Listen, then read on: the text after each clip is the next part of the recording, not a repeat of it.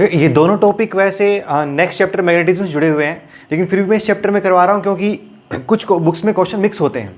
तो वैसे टॉपिक अगले चैप्टर का तो इसमें बीच में करवा रहा हूँ, देखना समझ में आएगा आपको, ऐसी कोई दिक्कत नहीं है। तो आपने 10th क्लास में सुना हुआ एक चीज़ होती है ammeter and voltmeter. Ammeter कैसे यूज़ करते हैं हम? करंट को मापने के लिए। ठीक है, ऐसे होता है एक वोल्ट मीटर होता है, वो किसको मापने के लिए यूज़ होता है? वोल्ट मीटर, वोल्टेज मापने के लिए यूज़ होता है। अब उसके बारे में अगर आपने 10th क्लास में एक बात सुनी होगी, उस रट्टा लगाया एक चीज़ का कि एमीटर की जो रेजिस्टेंस होती है आइडियली वो जीरो होनी चाहिए और वोल्ट मीटर की इन्फिनिटी होनी चाहिए। तो अब उसके बारे में डिटेल में जानते हैं कि ऐसा क्यों होता है, इसमें उसमें क्या खास बात है ऐसी कि क्यों एमीटर जीरो रीडिंग पे जीरो पे सही शो करता है और वो इन्फिनिटी पे सही रीडिंग शो करता है। तो जानते हैं, स्टार्ट करते हैं एमीटर से। देखो एमीटर को ये मैंने एक सर्किट लिया, देखो इसमें क्वेश्चन आते हैं बहुत सारे। तो ये जो सर्किट मैं ले रहा हूँ वो कुछ स्पेसिफिक सर्किट लेकर के मैं आपको प्रूव करूँगा रिजल्ट कैसा होता है। हाँ, ये आपको एंड रिजल्ट याद नहीं रखना है, आपको तरीका याद रखना है कि कैसे उसको सोल्व करते हैं। तो देखो पहले क्वेश्चन क्या है, तो ये एमीटर था, इसमें मैंने एक रेजिस्टेंस मानी है और कोई बैटरी अटैच थी इसके क्रॉस। मैं निकालना चाह रहा था कि ये एमीटर अगर इसके क्रॉस लगा दिया जाएगा तो कितना रीडिंग आएगी, कितना रीडिंग करंट इसमें से आएगा, रेजिस्टेंस में से एमीटर के थ्रू हम उसमें मापेंगे।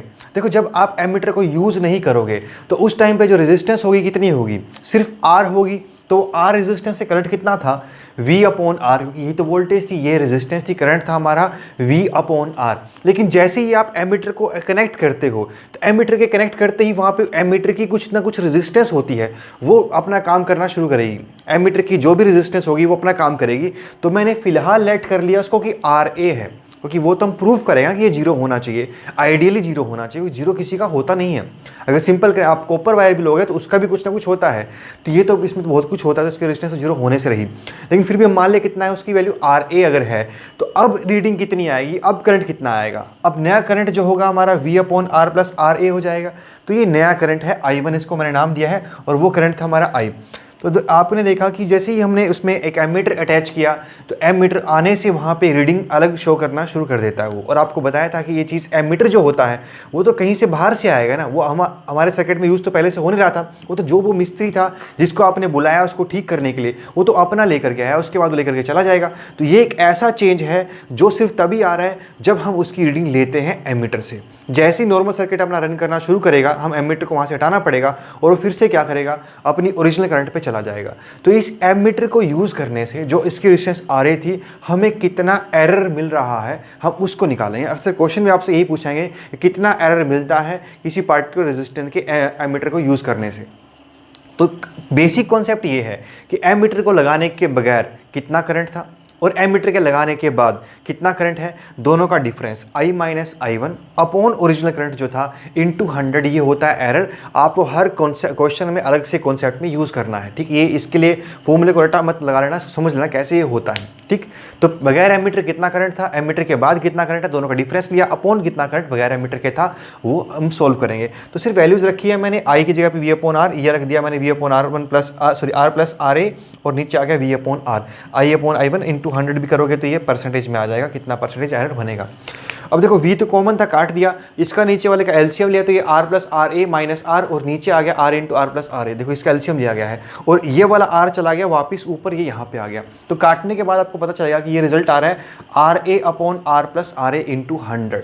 ये एरर आएगा, यानी कि जब आप इस सर्किट में इतना एक हमारा RA एमीटर का, RA रेजिस्टेंस का अगर एमीटर यूज़ करते हो तो उसमें एक एरर रहता है। अब आपको दिख रहा होगा कि जैसे से ये RA की वैल्यू बढ़ेगी, यानी कि आप जैसे से एक ज़्यादा रेजिस्टर का एमीटर यूज़ करना शुरू करोगे, वैसे वैसे क्या होगा, एरर बढ़ना शुरू हो जाएगा, यानी कि जो डिस्क्रिपेंसीज हैं वो ज़्यादा आ जाएंगी। देखो जब आप किस लिए बुलाते हो करंट मापने के लिए मिस्त्री को, कुछ गड़बड़ हो रही होगी वहाँ पे, तो वो जो मिस्त्री आया उसके पहले उस वहाँ पे गड़बड़ थी, कुछ करंट जा रहा था 10 एम्पेयर, लेकिन जो आप एमीटर से वो माप रहा है उसके लगाने से ही करंट हो जाता है 5 एम्पेयर। क्या पता 5 एम्पेयर नॉर्मल रेंज में हो और वो लगता हो कि वो कहेगा अभी तो सही था, तो ऐसा सही तो नहीं था ना वो, तो कितना वो एरर आता है। इसीलिए वो मिनिमम से मिनिमम रहे, क्योंकि लगाना तो अप्लायंस पड़ेगा ही, और जब भी वो जो भी डिवाइस आप उसमें यूज़ करोगे एरर तो आना ही आना है। तो मिनिमाइज़ करने का तरीका है कि ये चीज़ जितना कम से कम हो सके उतनी वैल्यू, और कम से कम कितनी हो सकती है कि RA की वैल्यू क्या हो जाए, 0। तो आइडियली एमीटर को 0 अगर रेजिस्टेंस का आपने यूज़ किया तो एरर आता है 0, यानी कि वो एग्जैक्ट रीडिंग मापता है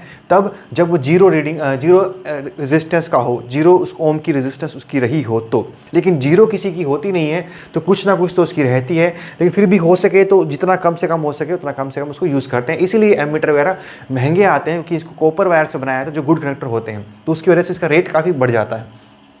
ठीक, तो समझ में आया कि आइडियली क्या होना चाहिए, उसका 0 होना चाहिए। और सीरीज में तो आपको बता रखा है क्यों लगाते हैं, सीरीज में इसलिए लगाते हैं कि जो करंट को उसको करंट अपने में से मापेगा। कोई भी डिवाइस जो चीज़ होती है वो अपना मापती है, तो ये सिर्फ अपना करंट माप रहा है कि मुझ में से करंट कितना गया। तो जिसके भी ये सीरीज में लगा होगा, सीरीज में करंट सेम रहता है, उतना ही दूसरे में से जाएगा। तो आर्म का करंट मापने के लिए इसको उसके सीरीज में लगाना पड़ा, इसने अपना माप दिया, उतना ही किसका था, आर का था। तो इसलिए ठीक, तो इसलिए सीरीज में लगाया गया। और इसकी आइडियली क्या होना चाहिए, 0 ओम की इसकी रेजिस्टेंस होनी चाहिए, तभी ये 0 एरर शो करेगा, नहीं तो कुछ ना कुछ एरर शो करेगा। जितना वैल्यू बढ़ेगी उतना इसका एरर बढ़ता चला जाएगा। ठीक, अब एक और मैंने लिया दूसरा वोल्ट मीटर है। देखो वोल्ट मीटर किस में लगाते हैं, पैरेलल में, क्योंकि वो भी अपना वोल्टेज मापता है और अपना वोल्टेज मापने के लिए उसे पैरेलल में ही अटैच करना पड़ेगा, पैरेलल में ही वोल्टेज सेम होता है। तो अब बताता हूँ आपको कि क्यों हम पोटेंशियोमीटर ज़्यादा बेटर चीज़ ऑप्शन है हमारे लिए जल्दी रिजल्ट एग्जैक्ट रिजल्ट निकालने के लिए। पोटेंशियोमीटर ज़्यादा बेटर ऑप्शन है, लेकिन पोटेंशियोमीटर में एक दिक्कत होती है, उसका जो सेटअप है वो बड़ा कॉम्प्लिकेटेड सा है, उसे आप हर जगह नहीं लगा सकते। ये डिवाइस जो वोल्ट मीटर होता है थोड़ा कॉम्पैक्ट होता है, सिंपल 2 तारे निकलेंगे, आपको लगा देनी है, आपको रीडिंग आ जाएगी, जल्दी से आ जाएगी। वहाँ पर वो थोड़ा कॉम्प्लिकेट हो जाता है, उससे रीडिंग लेना, इसलिए एग्जैक्ट तो वो देगा लेकिन आसान इससे रहता है। तो इसको मैंने इसके पैरेलल में लगा दिया। देखो मैंने सर्किट लिया है और मैं ये मान के चल रहा हूँ कि सर्किट में करंट आई था पहले भी और अभी भी आई है, ऐसा होगा नहीं। देखो करंट मैंने कितना था, पहले आई था जब मैंने वोल्ट मीटर नहीं लगाया, तो इसका क्रॉस वोल्टेज कितना ड्रॉप होगा, आर के cross I into R drop होगा, ये V1 था। अब मैंने इसके पैरेलल में एक वोल्ट मीटर लगा दिया है, उसकी वो रेजिस्टेंस RV है। तो वैसे तो रेजिस्टेंस चेंज हो गई है क्योंकि दोनों रेजिस्टेंस काम करेंगी, रेजिस्टेंस चेंज होने से जो ओवरऑल करंट होगा वो चेंज हो जाएगा, तो इसका करंट चेंज होता, ठीक, लेकिन ज़्यादा चेंज नहीं होगा। इसलिए मैंने क्या माना, उसको अप्रोक्सीमेटली सेम मान लिया। ये अजम्पशन मैंने यहाँ पे ली है, इसको प्रूव करने में आपको जैसा क्वेश्चन दिया जाएगा आप उसके हिसाब से सॉल्व करोगे। तो यहाँ तो मैं मान रहा हूँ कि वो चेंज नहीं हो रहा है, करंट सेम जा रहा है, कि चेंज मानूंगा तो फिर ये बहुत ज़्यादा कॉम्प्लेक्स हो जाएगा क्वेश्चन, तो इसलिए मैंने इसको चेंज नहीं लिया। मैंने माना कि वो सेम करंट ही अब भी जा रहा है। तो अगर सेम करंट अब भी जा रहा होगा तो ऊपर वाली ब्रांच में करंट सिर्फ कितना जाएगा, I1, और नीचे वाली ब्रांच में कितना करंट जाएगा, I माइनस I1। देखो एक तो बात आपको यहीं से समझ में आ सकती है कि जैसे ही आपने वोल्ट मीटर को पैरेलल में अटैच किया तो वोल्ट मीटर कुछ करंट मेन सर्किट से निकालेगा, कि मेन सर्किट तो वो है ना, वोल्ट मीटर तो उधार का है, तो ये कुछ ना कुछ करंट यहाँ से निकाल लेगा। ये कुछ करंट भी निकालेगा तो ऊपर वाले को कम सप्लाई होगा, यानी कि ऊपर वाले की कंडीशन बदल जानी है।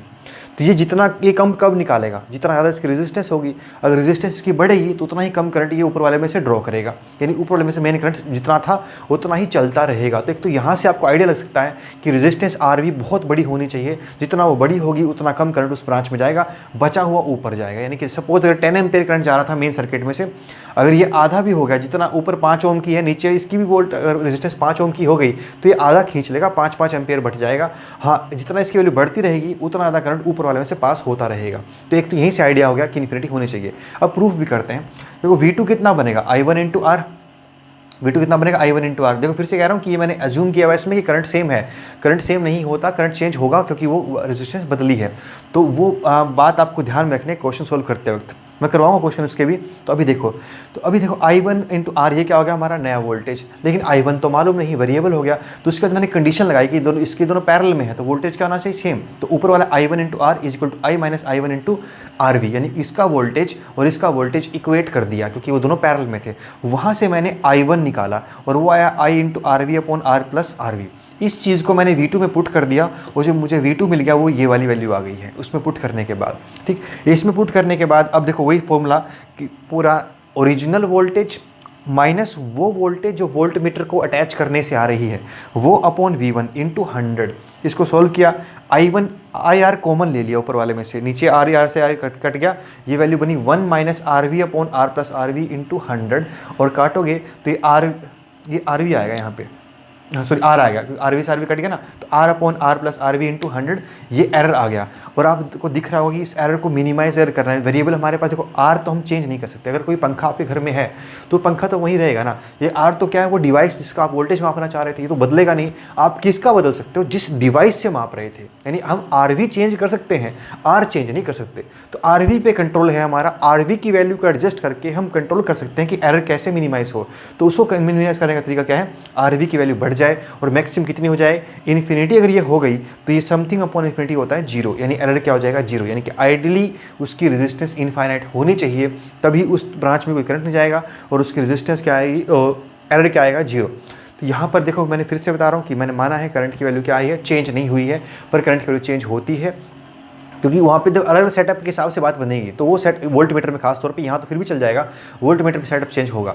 तो देखो उस सेटअप में इस पे क्वेश्चन पहले आ चुके हैं, जेईई मेंस में, नीट में पहले क्वेश्चन आ चुके हैं, कितना परसेंटेज एरर होगा वो आपको वैल्यू दे देंगे कि कितना वोल्टेज, कितना रेजिस्टेंस का हमारे पास वोल्ट मीटर है।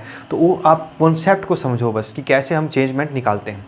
ठीक, तो ये था हमारा वोल्ट मीटर। तो हमको यहाँ से प्रूफ हुआ कि आइडियली एक जो वोल्ट मीटर होता है उसकी रेजिस्टेंस इनफाइनाइट होनी चाहिए और इसकी 0 होनी चाहिए, लेकिन ऐसा होता नहीं है। तो इन रियलिटी एमीटर की रेजिस्टेंस बहुत कम होती है और वोल्ट मीटर रेजिस्टेंस थोड़ी ज़्यादा होती है। ठीक, तो ये 2 डिवाइस है जो मैंने अभी किए। एक और है गैल्वेनोमीटर, वो भी करते हैं।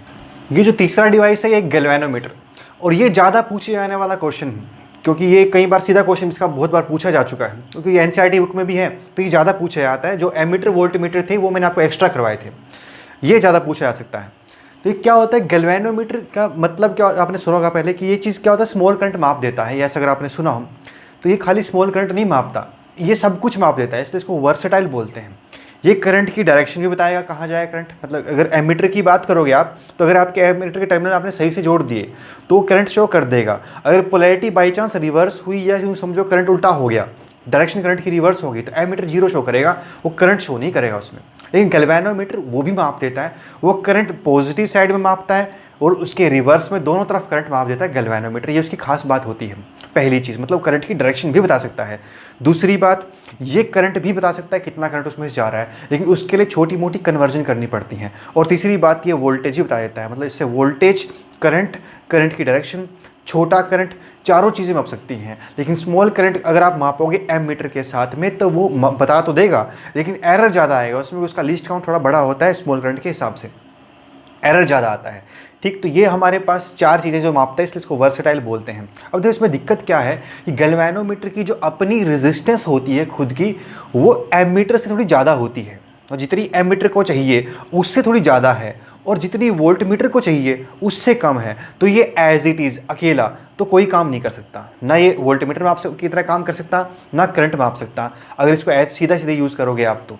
क्यों? क्योंकि रेजिस्टेंस एमीटर से ज़्यादा है और वोल्ट मीटर से कम है। तो इसकी कन्वर्जन कैसे होती है वो देखो। तो पहला यूज़ हो रहा है कि इसको एमीटर में कैसे कन्वर्ट किया है। देखो, अगर आपको डायरेक्शन मापनी हो और स्मॉल करंट मापना हो फिर तो सीधा लगा दो, उस पर क्वेश्चन ज़्यादा नहीं आते हैं। हाँ, बताया तुम कैसा होता है। अगर इसकी आपने देखा हो कभी, तो ये गैल्वेनोमीटर के बीच में 0 होती है, बाकी सब डिवाइस में एक साइड पर 0 होती है, इस तरफ मैक्सिमम वैल्यू होती है, लेकिन इसके सेंटर में 0 होती है, इस तरफ वैल्यूज़ होती है, इस तरफ वैल्यूज़ होती हैं। इसको नेगेटिव साइड बोल देते हैं, माइनस लिखा होता है यहाँ पे, क्योंकि डायरेक्शन बस अपोजिट शो करने के लिए है, वो इस तरफ पॉजिटिव शो करने के लिए होता है। तो ये गैल्वेनोमीटर होता है। डायरेक्शन में आपने सीधा लगा दो, कोई दिक्कत नहीं है। जैसे जॉकी में पोटेंशियोमीटर में यूज़ कर रहे थे, वहाँ पर स्मॉल करंट वहाँ पर भी लगा दो, कोई दिक्कत नहीं है। लेकिन तब अगर हमको अच्छा खासा करंट मापना हो, एक बड़ा करंट मापना हो, तो वो इससे कैसे मापा जाएगा। इसकी देखो एक और लिमिटेशन है, जो इसमें से करंट पास कर सकता है वो भी बहुत कम होता है, फ्यू मिली एम्पेयर होता है। अगर करंट थोड़ा सा ही बड़ा, मतलब 1-2 एम्पेयर करंट इसमें से पास कर गया, तो 1-2 एम्पेयर पास करते ही फट जाएगा, इतना बर्दाश्त नहीं कर सकता ये। तो अगर 1-2 एम्पेयर करंट या 10 एम्पेयर तक का करंट ये पास करवा सके, ये बर्दाश्त कर सके उसको, तो इसमें कुछ ना कुछ बदलाव किए जाते हैं, वो है ये कन्वर्जन। ठीक, तो कन्वर्जन है, हम 2 हैं हमारी। गैल्वेनोमीटर को एमीटर की तरह कैसे इस्तेमाल करते हैं, गैल्वेनोमीटर को वोल्ट मीटर की तरह कैसे इस्तेमाल करते हैं। डायरेक्शन मापने के लिए सीधा लगा दो। अब पहले करते हैं गैल्वेनोमीटर को एमीटर में कैसे कन्वर्ट करते हैं। देखो बताया, क्योंकि इसकी रेजिस्टेंस क्या है, बहुत ही, उससे एमीटर से थोड़ी ज़्यादा है, तो रेजिस्टेंस घटानी पड़ेगी। तो रेजिस्टेंस घटाने के लिए क्या तरीका होता है, जब भी 2 चीज़ें पैरेलल में लगती हैं तो उसका जो नेट रिजल्टेंट रेजिस्टेंस आता है वो छोटे वाले से भी छोटा आता है। ठीक, 2 रेजिस्टेंस मान लो, एक 10 ओम और एक 2 ओम, 2 ओम, 10 और 2 आपने 2 पैरेलल में लगा दिए, तो नेट हमारा 2 से भी छोटा आएगा। ठीक, यानी छोटे वाले से भी छोटा आएगा पैरेलल में, और सीरीज में रिजल्टेंट बड़े वाले से बड़ा आता है। पैरेलल में छोटे वाले से छोटा और सीरीज में बड़े वाले से बड़ा। तो इसी नॉलेज को यूज़ करते हुए हम यहाँ पे अप्लाई करेंगे इसको। तो मैंने क्या किया, शंट रेजिस्टेंस, शंट कहते हैं वेरी स्मॉल रेजिस्टेंस को, तो गैल्वेनोमीटर के साथ में मैंने एक शंट रेजिस्टेंस लगा दी उसके पैरेलल में। ऐसा किस लिए किया गया, ताकि इसकी ओवरऑल रेजिस्टेंस घट जाए। तो एमीटर का काम, जिसको मैं सर्कल कर रहा हूँ, ये चीज़ पूरा एक साथ प्ले करेगी, पूरा एक साथ ये एमीटर का रोल प्ले करेगा। ठीक, तो इसके साथ हमने क्या लगाया, शंट लगाया है। शंट की एक और ख़ास बात भी है, देखो हम इसको कन्वर्ट करने वाले हैं एक ऐसे एमीटर में जो आई करंट माप सकता हो, और आई अच्छा खासा करंट है, मतलब आई करंट IG से बहुत बड़ा है। IG वो करंट है जो गैल्वेनोमीटर अपने में से मैक्सिमम पास करवा सकता है। IG से बड़ा करंट गैल्वेनोमीटर में से पास नहीं हो सकता, लेकिन मापना हमको बड़ा करंट है, तो फिर वो भी इसमें यहाँ पे कन्वर्जन करनी है। तो क्या करना होगा हमको कि IG को छोड़ के बाकी जो सारा करंट है वो कहाँ से डाइवर्ट हो, S में से डाइवर्ट हो, और ज़्यादा करंट नीचे भेजना है तो उसके लिए भी कंडीशन यही बनती है कि नीचे की रेजिस्टेंस क्या हो, छोटी होनी चाहिए। तो वो कॉन्सेप्ट हमने यहाँ पे यूज़ किया कि नीचे करंट कितना जाएगा, I माइनस IG, ऊपर करंट कितना जाएगा, IG। तो देखो अगर इसे 10 मिली एम्पेयर या 1 मिली एम्पेयर ये बर्दाश्त कर सकता है, और हमको 10 मिली एम्पेयर 10 एम्पेयर मापना है, तो जो नीचे बचा हुआ कहाँ पे जाएगा, नीचे। या सिंपल बात करें, अगर ये 1 एम्पेयर बर्दाश्त कर सकता है, करंट हमको 10 भेजना है, तो 1 इसके पास जाएगा, 9 एम्पेयर कहाँ जाना चाहिए, नीचे। तो नीचे की रेजिस्टेंस क्या होनी चाहिए, छोटी होनी चाहिए। इसमें ये दो चीज़ बस हमें करने पड़ते हैं, एक तो इसकी ओवरऑल रेजिस्टेंस घटा दो, और एक इसको बर्दाश्त की लिमिट में ले आओ कि इसके हिस्से सिर्फ उतना ही करंट आए जो ये बर्दाश्त कर सकता है, उससे ज़्यादा करंट इसकी तरफ पास ना हो। तो वो हमने यहाँ पर लगा दिया। ठीक, तो ऊपर वाले का वोल्टेज और नीचे वाले का वोल्टेज क्योंकि सेम होगा कि दोनों पैरेलल लगे हुए ना, सिंपल वो कंडीशन यूज़ की, IG into RG is equal to I plus IG into S। ठीक, और S की वैल्यू यहाँ से हम निकाल सकते हैं, शंट रेजिस्टेंस कितनी आएगी। तो अगर आप सोल्व कर लोगे तो ये वैल्यू आपको मिल जाएगी IG into RG is equal to S, sorry ये ऐसे ही आएगा, ये IG इंटू RG आएगा, और ये नीचे ऊपर से S आ जाएगा, तो शंट के लिए यहाँ से निकल जाएगा। सेम लिख दिया मैंने, पता नहीं क्यों लिखा है, कोई बात नहीं, ये ऐसे बनेगा I माइनस IG, ये बन जाएगा शंट, इतनी शंट इसमें से पास होगी। देखो अब एक एग्जांपल लिया मैंने, किस टाइप के क्वेश्चन आपसे रहेंगे। इसमें क्वेश्चन ये था, इस तरह का आता है कि कोई गैल्वेनोमीटर है हमारे पास, उसकी जो बर्दाश्त की हद है, मैक्सिमम करंट जो उसमें पास हो सकता है वो है 10 मिली एम्पेयर। वो 10 मिली एम्पेयर है जो मैक्सिमम करंट उसमें से पास हो सकता है। उसके अलावा क्या है, हमें उसको कन्वर्ट करना है एक ऐसे एमीटर में जो 10 एम्पेयर तक माप सकता हो। गैल्वेनोमीटर जिसकी मैक्सिमम करंट 10 मिली एम्पेयर पास हो सकता है, कन्वर्ट करना है ऐसे एमीटर में जिसमें से 10 एम्पेयर पास हो सकता हो। और ये दिया गया है कि इसकी जो खुद की रेजिस्टेंस है वो 100 ओम है। गैल्वेनोमीटर की रेजिस्टेंस 100 ओम है, तो कितनी शंट इसके पैरेलल में हमको लगानी चाहिए, कैसे कन्वर्ट करोगे वो बताओ। देखो उसके लिए हम क्या करेंगे, सिंपल वैल्यूज पुट करेंगे। तो ये मैंने क्या किया, यहाँ पे पुट करके दिखाया आपको। IG की जगह पे क्या पुट किया मैंने, 10 रेज़ टू पावर -3 जो इसकी बर्दाश्त की हद है, इंटू RG गैल्वेनोमीटर की रेजिस्टेंस, ये वाला ऊपर वाले का वोल्टेज निकल गया, नीचे वाला कितना हो जाएगा 10 -2, 10 जिसमें कन्वर्ट करना है, 10 - 2 जो इसकी खुद का अपर लिमिट है, इंटू S। सोल्व करोगे तो ये रफली 0.1 ओम के आसपास आ जाएगा। तो ये शंट रेजिस्टेंस है जिसको अगर हम इसके पैरेलल में लगा देंगे तो फिर ये कन्वर्ट हो जाएगा। यानी कि 100 ओम के गैल्वेनोमीटर के अगर आपने पैरेलल में 0.1 ओम की रेजिस्टेंस लगा दी, शंट रेजिस्टेंस लगा दी, फिर वो 10 एम्पेयर तक भी बर्दाश्त कर लेगा, फेल नहीं होगा, क्योंकि उसमें उसके हिस्से उतना ही करंट आना जो उसका बनता है। बाकी करंट कहाँ से पास होगा, नीचे से। ठीक, तो ये था हमारा एक क्वेश्चन कि एमीटर को कैसे कन्वर्ट करते हैं गैल्वेनोमीटर में। अच्छा देखो इसमें अब क्या होता है, मार्किंग चेंज नहीं होती। थोड़ा और डिटेल अगर इसकी बात बताऊं तो मैं, इसमें जो लिखा हुआ है डायल जो आएगा उसका वो चेंज नहीं होगा, डायल जो है वो तो सेम रहना है। तो डायल पे लिखा रहता है यूँ, अगर मैं यहाँ पे बात करूँ 0, यहाँ पे 1 milliampere, 2 milliampere, 3 milliampere, 4, 5, 6, 7, 8, 9, 10। ठीक, तो इसका मतलब फिर हमने जो कन्वर्जन किया, यहाँ पे मान लो 10 मिली एम्पेयर लिखा हुआ है, ऐसे लिखा रहता है। तो जो कन्वर्जन की है, कन्वर्जन सिर्फ हमने सर्किट के अंदर की, वही देखो वही जो डायल है उसका सेम यूज़ किया, उसके नीचे एक तार जोड़ दी जिसकी शंट कितनी है, जिसकी वैल्यू कितनी है 0.1 ओम की। अब इस पूरे सेटअप को उठाया और उसकी सीरीज़ में जोड़ दिया जहाँ का करंट हमको मापना है। एक पूरे सेटअप को यूँ उठा दिया एक साथ और इसको वहाँ जोड़ दिया। मान लो यहाँ पे मैं कोई रेजिस्टेंस लगा दूँ जिसका मुझे करंट मापना हो, तो वहाँ पे इसको जोड़ दिया जाता है एक साथ पूरे को। डायल ये चलेगा, इसके नीचे से एक तार निकलेगी, वो तार यूँ शंट होगी और उसके साथ पूरे को जोड़ दिया जाएगा। अब ये तो शो करेगा 10 मिली एम्पेयर ही। अगर करंट पीछे से सपोज 10 एम्पेयर आया तो ये तो 10 मिली एम्पेयर शो करेगा, क्योंकि इसका तो मैक्सिमम करंट कितना जा सकता है 10 मिली एम्पेयर, इसके हिस्से तो वही आ रहा है। या यूँ समझ लो कि हमको तो डायल नज़र आएगा, हम डायल में देखेंगे 10 मिली एम्पेयर, तो हम कह देंगे करंट कितना है 10 एम्पेयर, क्योंकि हमने जो कन्वर्जन कर रखी है हमको पता है कि हमने शंट क्या वैल्यू यूज़ की हुई है। बाई चांस ये शो करे 5 मिली एम्पेयर, तो हम बता देंगे 5 मिली एम्पेयर ये शो कर रहा है, असल करंट कितना है 5 एम्पेयर है, क्योंकि वो सिंपल इंटरपोलेशन होती है कि जितना करंट इसमें चल रहा है वो उसके हिसाब से चेंज हो रहा है, क्योंकि करंट नहीं आएगा पीछे से, जीरो पे क्या होगा 0। ठीक, तो ये डायल के इस तरीके से यूज़ ऐसे होता है, मतलब ये रीड तो मिली एम्पेयर में करेगा और अब हम अपनी कन्वर्जन के हिसाब से उसको चेंज कर लेंगे कि वो आगे कैसा है। तो खाली डायल पर अगर फोकस किया जाए तो फिर ये ऐसे भी है, मान लो मैक्सिमम करंट 20 एम्पेयर रहा हो, जिसके लिए कन्वर्ट किया गया है उसको, वो 20 एम्पेयर रहा हो, तो वो कन्वर्जन में भी कैसे होगा, ये अगर शो कर रहा है 10 मिली एम्पेयर, तो मैक्सिमम करंट वहाँ पे किसके लिए कन्वर्ट किया गया है इसको 20 के लिए, तो जब ये 10 मिली एम्पेयर शो करेगा हम कहेंगे कि असल करंट कितना है 20 एम्पेयर है। जब ये शो करेगा 5 मिली एम्पेयर हम कहेंगे कितना है 10 एम्पेयर। तो इस तरीके से कन्वर्जन इसकी होती है, मतलब यूज़ कैसे होता है, प्रैक्टिकल यूज़ कैसे होता है वो बताया है, क्योंकि जब भी क्वेश्चन आएगा जेईई मेंस में, एडवांस में या नीट में, वो ज़्यादा प्रैक्टिकल हो जाएंगे, आपसे बिल्कुल पूरा इस तरीके से पूछेंगे जैसा लैब में आपने एक्सपेरिमेंट खुद कर रखा हो और वहाँ पर आप एक्सपेरिमेंट खुद करोगे नहीं, तो इसलिए आपको सीखना ये और नहीं समझना पड़ेगा।